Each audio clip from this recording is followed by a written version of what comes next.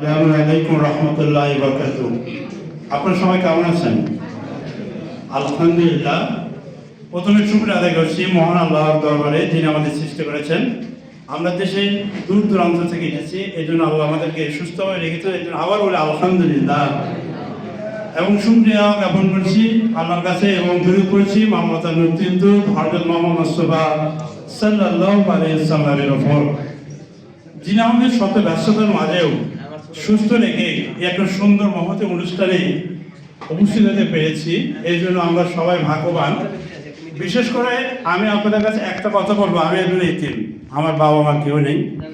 আমি স্যারের সাথে এই ব্যাপারে শুক্রিয়া ব্যাপারে আলোচনা করেছিলাম। তো স্যারের মনটা আসলে সুন্দর, তার সহকারী ম্যাম এবং মুস্তাফিজ স্যার আসলে অমায়িক এক কথাই। আর আল্লাহ পাক যেন আমাদেরকে দীর্ঘ হায়াত দান করুন এবং আমাদের মধ্যে আরো ভালো স্টুডেন্ট এখানে ভর্তি হোক। আর যাওয়ার আগে আমি এখানে আমরা সবাই বন্ধুর মতো একটা ছোট্ট গান গাবো, আপনারা সবাই শুনবেন? একটা ছোট্ট গান গাবো, শুনলেন সবাই? আমিও একজন পেশায় কিন্তু একদম একটা হাই স্কুলের শিক্ষক, বেসরকারি হাই স্কুল নন্দীগ্রামে পাবলিক স্কুলে। আমি ওই স্যারের বাবা ডাক শুনে আমি কিন্তু আমার অনেক স্টুডেন্টকে এখন ইন্সপায়ার হয়ে ওইভাবে ডাকা যে বাবা বাবা, মানে ডাকার মতো একটা মাধুর্য। আর বাচ্চারা খুব সহজে আমাকে এত ভালোবাসে, আমি যেন আমার স্যারকে ভালোবাসতেছি, ওই বাচ্চারা আমাকে খুব ভালোবাসে। তো আমি এই উদ্দেশ্যে, মানে আমরা সবাই বন্ধুর মতো গানের মতো ভুল হলে মাফ করবেন, আমি শিল্পী না, চেষ্টা করবো। একটাই কথা আছে বাংলাতে, বুক আর মুখ বলে একসাথে, সে হলো বন্ধু।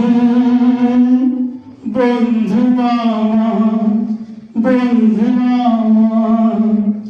একটাই কথা আছে বাংলাতে, বুক আর মুখ বলে একসাথে, সে হলো বন্ধু। বন্ধু আমার, বন্ধু আমার।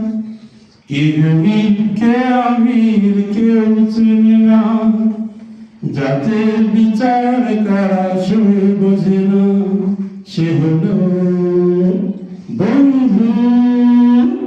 বন্ধু আমার।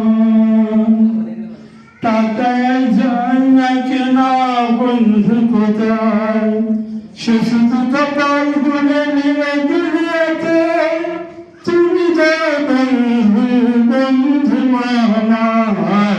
সবাই সাথে একটাই কথা আছে বাংলাতে, বুক আর মুখ বলে একসাথে, সে হলো যে বন্ধু আমার। বন্ধু আমার। সবাইকে আমার কাছে শোনার জন্য। আমার বাড়ি যেহেতু বগুড়ার নন্দীগ্রাম থানায়, আমার ইচ্ছে ছিল আমার এখানে যারা ভাইরা আছে বোনেরা আছে সবাই আমার বাড়িতে দাওয়াত করে একটু একটু খাওয়াতে পারতাম।